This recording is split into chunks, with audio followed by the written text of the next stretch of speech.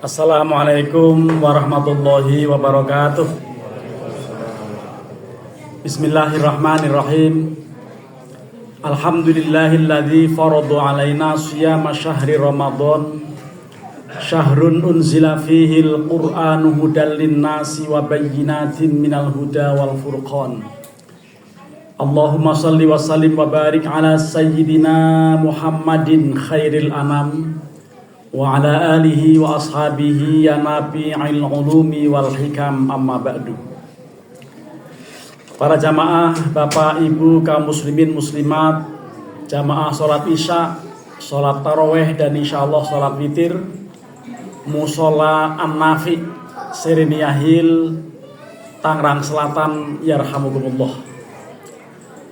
Alhamdulillah, kita berada pada malam ke-11 Ramadan tahun 1447 Hijriah, bertepatan dengan tanggal 28 Februari tahun 2026. Kita mohon pada Allah Subhanahu wa taala, mudah-mudahan semua amal aktivitas ibadah kita, siam kita, qiyam kita, tadarus kita, dan semua rangkaian ibadah kita selalu diterima oleh Allah Subhanahu wa taala.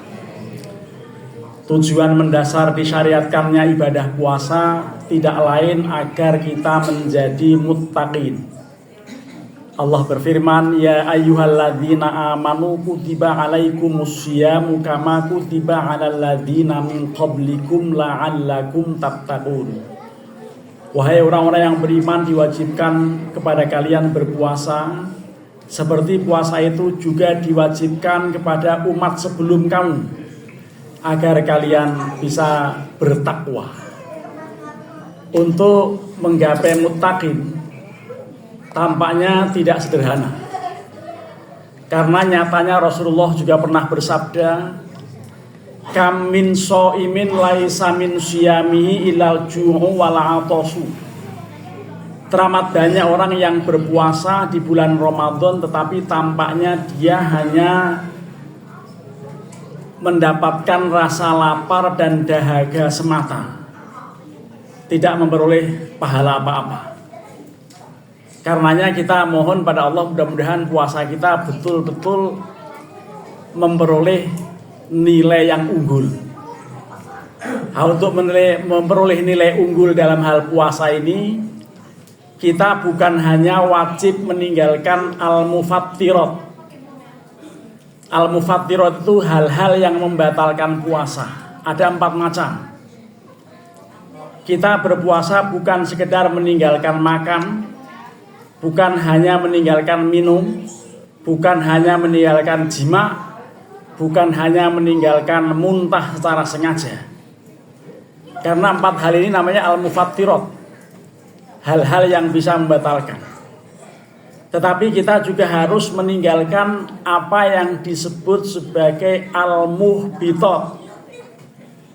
Al-muhbitat berasal dari kata-kata habito yahbatu. Ada dalam satu ayat bahasa ini, ulaika habitat a'maluhum. Mereka itulah orang yang terhapus amal perbuatannya. Karenanya yang namanya al-muhbitat mesti kita kenali, agar dalam berpuasa kita betul-betul maksimal dan masih banyak kesempatan, karena baru 1/3 kita lalui. 2/3 yang lain besok kita akan mulai hari ke-11 dan seterusnya. Insya Allah puasa tahun ini umumnya orang menjalankan 29 hari. Ada sebagian yang sudah memulainya waktu itu hari Rabu tanggal 18, sehingga teman-teman kita yang memulai puasa tanggal 18 Februari insya Allah mereka menjalankannya selama 30 hari. Sisa terakhir yang kita masih miliki ini, mari kita laksanakan dengan baik dan kita kenali al-muhbitat, hal-hal yang bisa menghilangkan, melenyapkan dan menghapuskan pahala puasa. Ini disampaikan oleh Kanjeng Rasulullah Muhammad SAW dalam sebuah hadis yang menyatakan khamsun yufattirnas shaimah. ada 5 hal yang bisa menghilangkan, melenyapkan, menghapus pahala puasa. 5 hal itu yang pertama al-kadzibu, bohong. Jadi hindarkan bohong, jangan sampai kita melakukan kebohongan selama bulan Ramadan. Di luar bulan Ramadan bohong terlarang, terlebih lagi kalau di bulan suci ini. Itu satu. Para jamaah, Bapak dan Ibu serta adik-adik semuanya. Yang kedua yang mesti kita juga hindari adalah al-ghibatu, ghibah. Gosip, membicarakan orang lain. Walaupun nyata seperti itu, kita bicarakan dan orang lain tidak senang, itu namanya gosip atau ghibah. Kalau mengada-ada, bukan sekedar ghibah, tetapi fitnah. Dua-duanya terlarang. Allah berfirman, wala yaghtab ba'dukum ba'don.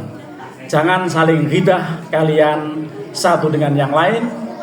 Karena kalau orang ghibah sama dengan makan daging saudara yang sudah mati. Padahal kita pasti nggak ingin itu. Itu Al-Quran mengisyaratkan, ayuhibbu ahadukum ayyakula lahma akhihi maitan fakarihtumuh.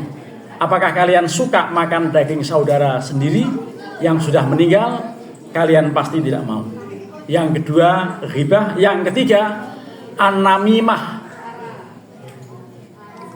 provokasi. Pelakunya namanya provokator. Dan tindakan ini cenderung untuk mengadu domba satu dengan yang lain. Hati-hati, belakangan ini ada video yang viral. Katanya Menteri Agama mengatakan sudah saatnya kita meninggalkan zakat. Konteksnya tidak diambil secara parsial, dipotong video itu lalu menebarkan fitnah ke sana kemari. Itu harus bijak di dalam melihat berita. MUI sudah mengeluarkan fatwa nomor 24 tahun 2017 mengenai panduan dan tata cara bermuamalah melalui media sosial. Wajib kita baca itu. Para hadirin kaum muslimin, yang keempat jangan kita lakukan di bulan Ramadan khususnya adalah sahadatuz zur, menyampaikan kesaksian tapi palsu, memberi kesaksian sudah bersumpah tetapi tidak ngomong apa adanya. Apakah dia bertindak sebagai saksi ahli atau saksi fakta di pengadilan tetapi menyampaikan berita bohong, itu dosa. Dan untuk bulan Ramadan menghapuskan pahala puasa. Dan yang terakhir untuk kita juga jauhi adalah an-nadru bisyahwah, melihat dengan syahwat, melihat dengan nafsu. Kita hindari di bulan Ramadan untuk scroll gambar yang tidak senonoh, hal-hal yang menjurus pada menggerakkan nafsu seks dan yang lain, itu kita hindari. Dan dengan demikian kita insya Allah berpuasa akan memperoleh nilai yang unggul. Mudah-mudahan Allah Subhanahu wa Ta'ala memberikan ma'unah pada kita semuanya untuk bisa melaksanakan program Ramadan di bulan suci ini, untuk menjalankan siam dan qiyam dengan baik. Dan insya Allah Bapak Ibu semuanya, selepas Ramadan kita akan menjadi orang-orang yang maghfurin, orang-orang yang diampuni dan memperoleh maghfirah Allah Subhanahu wa Ta'ala. Karena Rasulullah pernah menyatakan, man shoma ramadhana imanan wahtisaban ghufira lahu ma taqaddama min dambihi wa man qama ramadhana imanan wahtisaban ghufira lahu ma taqaddama min dambihi. Siapapun yang puasa di bulan Ramadan dengan penuh iman dan penuh mengharapkan ganjaran pahala dari Allah Subhanahu wa Ta'ala, dan juga yang melaksanakan qiyamul Ramadan, sholat taraweh dengan penuh keimanan, akan diberikan jaminan mendapatkan ampunan maghfirah dari Allah Subhanahu wa Ta'ala. Mudah-mudahan yang singkat bermanfaat. Wallahul muwaffiq ila aqwamit thoriq. Assalamualaikum warahmatullahi wabarakatuh.